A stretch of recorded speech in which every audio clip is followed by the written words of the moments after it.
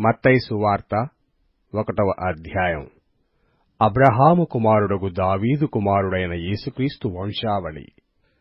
అబ్రహాము ఇస్సాకును కనెను, ఇస్సాకు యాకోబును గనెను, యాకోబు యూదాను అతని అన్నదమ్ములను కనెను.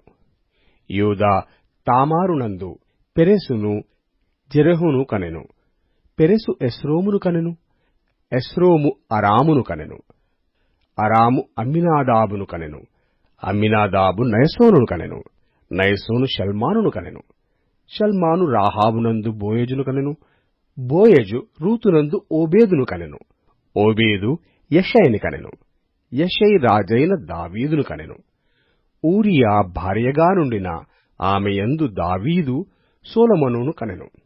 సొలొమోను రెహబామును కనెను, రెహబాము అబీయాను కనెను, అబీయా ఆసాను కనెను, ఆసా యెహోషాపాతును కనెను, యెహోషాపాతు యెహోరామును కనెను, యెహోరాము ఉజ్జియాను కనెను, ఉజ్జియా యోతామును కనెను, యోతాము ఆహాజును కనెను, ఆహాజు హిజ్కియాను కనెను, హిజ్కియా మనష్షేను కనెను, మనష్షే ఆమోనును కనెను, ఆమోను యోషీయాను కనెను.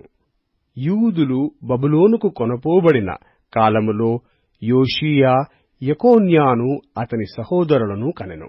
బబులోనుకు కొనుపోబడిన తరువాత యెకొన్యా షయల్తీయేలును కనెను, షయల్తీయేలు జెరుబ్బాబెలును కనెను, జెరుబ్బాబెలు అబీహూదును కనెను, అబీహూదు ఎల్యాకీమును కనెను, ఎల్యాకీము అజోరును కనెను, అజోరు సాదోకును కనెను, సాదోకు ఆకీమును కనెను, ఆకీము ఎలీహూదును కనెను, ఎలీహూదు ఎలియాజరును కనెను, ఎలియాజరు మత్తానును కనెను, మత్తాను యాకోబును కనెను, యాకోబు మరియా భర్తయైన యోసేపును కనెను. ఆమెయందు క్రీస్తు అనబడిన యేసు పుట్టెను. ఇట్లు అబ్రహాము మొదలుకొని దావీదు వరకు తరములన్నీయు 14 తరములు. దావీదు మొదలుకొని యూదులు బబులోనుకు కొనుపోబడిన కాలం వరకు 14 తరములు. బబులోనుకు కొనుపోబడినది మొదలుకొని క్రీస్తు వరకు 14 తరములు. యేసుక్రీస్తు జనన విధి మెట్లనగా ఆయన తల్లి అయిన మరియ యోసేపునకు ప్రదానము చేయబడిన తరువాత వారేకము కాకమునుపు ఆమె పరిశుద్ధాత్మ వలన గర్భవతిగా నుండెను. ఆమె భర్తయైన యోసేపు నీతిమంతుడైయుండి ఆమెను అవమానపరచనొల్లక రహస్యముగా ఆమెను విడనాడ ఉద్దేశించెను. అతడు ఈ సంగతులను గూర్చి ఆలోచించుకొనుచుండగా, ఇదిగో, ప్రభువు దూత స్వప్నమందు అతనికి ప్రత్యక్షమై, దావీదు కుమారుడు అయిన యోసేపు, నీ భార్యయైన మరియను చేర్చుకొనుటకు భయపడకము. ఆమె గర్భమును ధరించినది పరిశుద్ధాత్మ వలన కలిగినది. ఆమె యొక్క కుమారుని కనును. తన ప్రజలను వారి పాపముల నుండి ఆయనే రక్షించును గనుక ఆయనకు యేసు అను పేరు పెట్టుదవనెను.